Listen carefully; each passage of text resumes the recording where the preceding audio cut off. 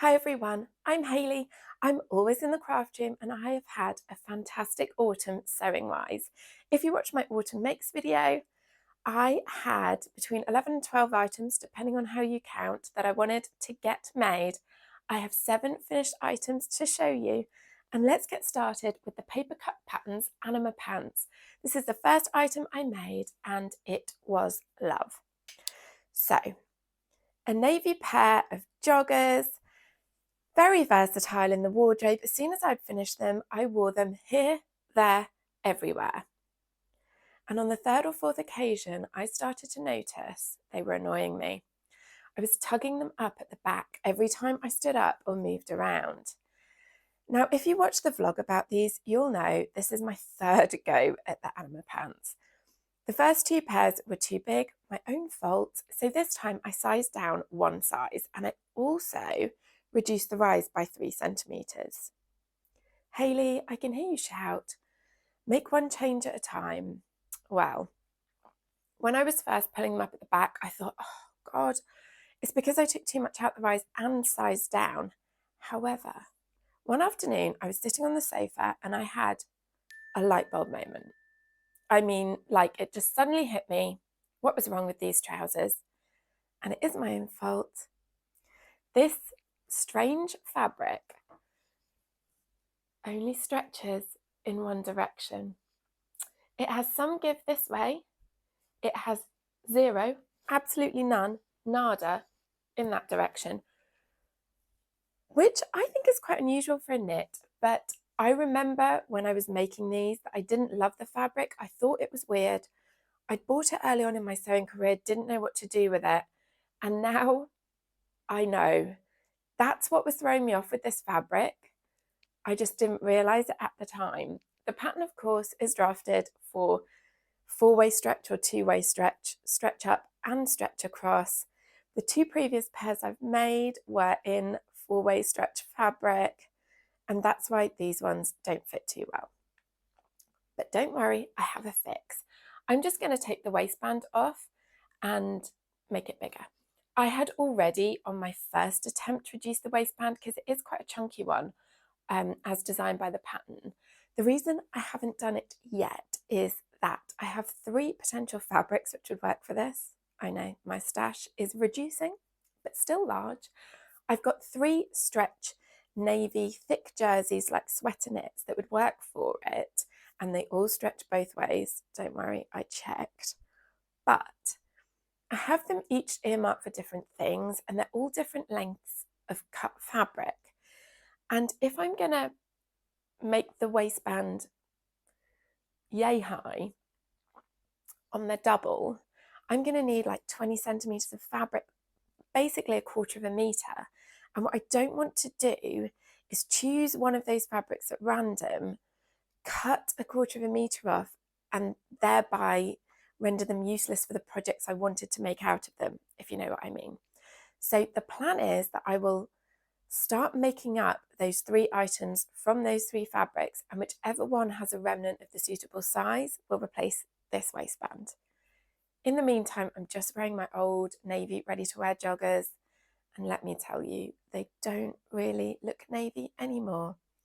But what can you do? I'll tell you what you can do. Check that your fabric stretches in both directions. Oops. Anyway, the next thing that I worked on was a refashion. This is not in order of what I made them. It's not even in order of what the list was, but whatever, we're going with it.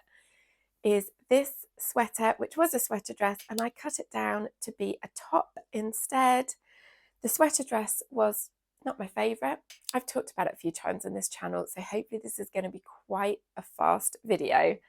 But yeah, I cut it down into a sweater. I love it with joggers. One day it will look great with the Animas.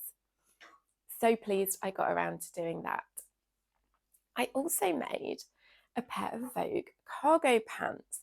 Now, these on my plans list were kind of an, oh, if I get time, but I was actually super enthusiastic about these and made them pretty early on in the autumn. You will see they're terribly wrinkled, and that is because until I got my list out, I'd completely forgotten I'd made these. They've been screwed up with my knit pants. So I normally hang woven pants and fold knit trousers, and these got scrunched up in with the knit pants and forgotten, and the reason is they're just too lightweight for this time of year. So they were fine, honestly, only for a couple of days in early autumn when I made them. I do really like them. One of my lovely commenters suggested I add patch pockets just for some interest on the back, which I did. And I'm really excited, now I've remembered I've got them, to get them back out in spring. And I think they will pair so nicely with this top. So you've seen this in a vlog only briefly when I wore it underneath a jumpsuit. I am not loving this t-shirt, and I explained why in that vlog. The fit's just not right. It's the neckline.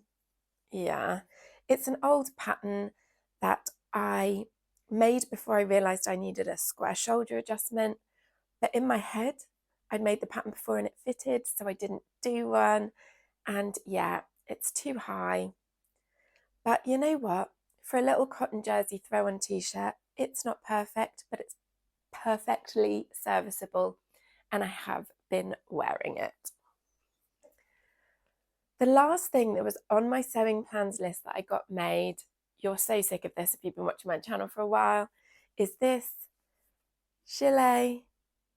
I'm so proud of it. I've talked about it at length, so I'm not going to go over all the details now, but it's lint and tweed and faux fur, and what a success.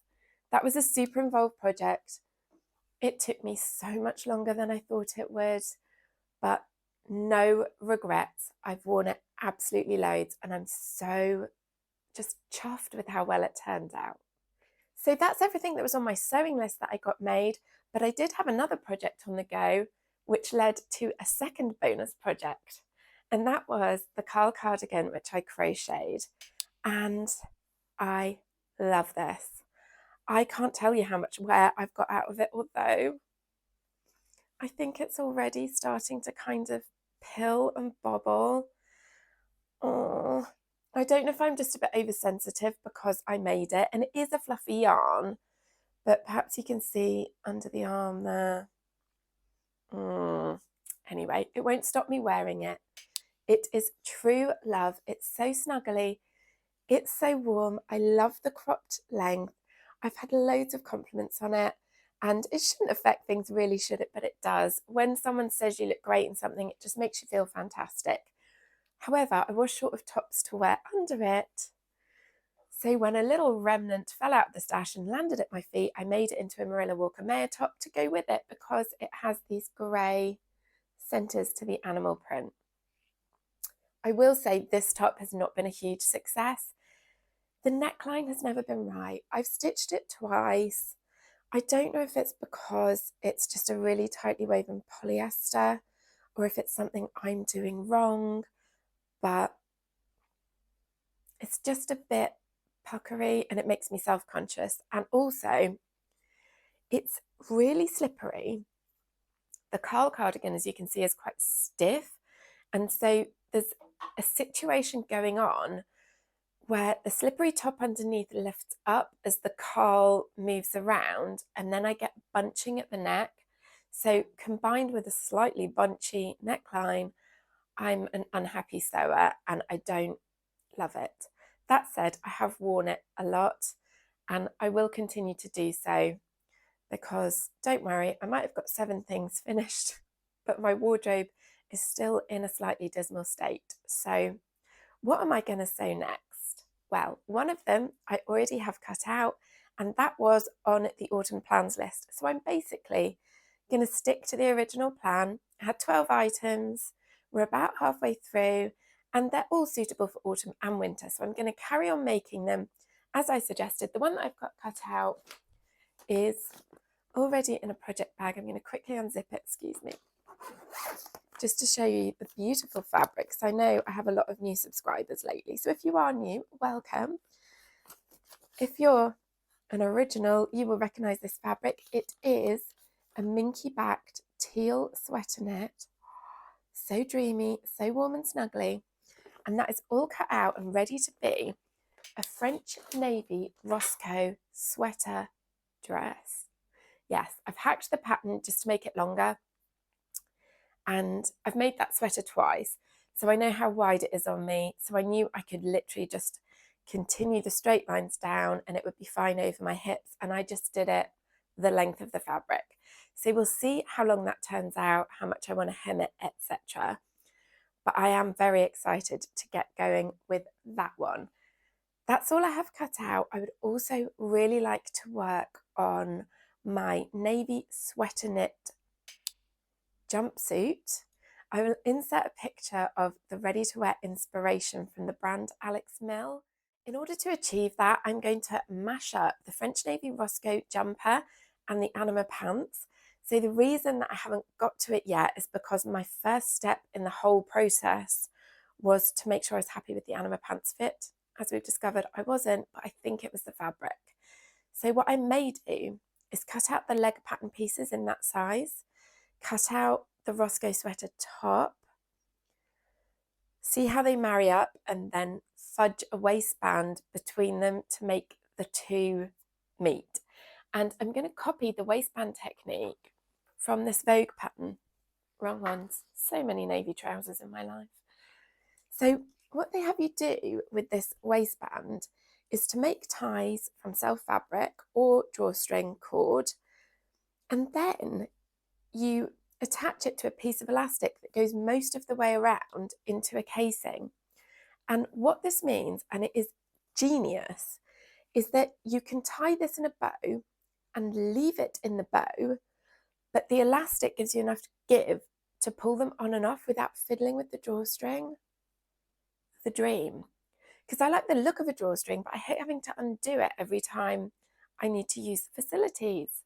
So I love that approach. That's what I'm going to do on the jumpsuit with the zip down to the top of the waistband. So it's going to be zip, waistband, drawstring, trousers.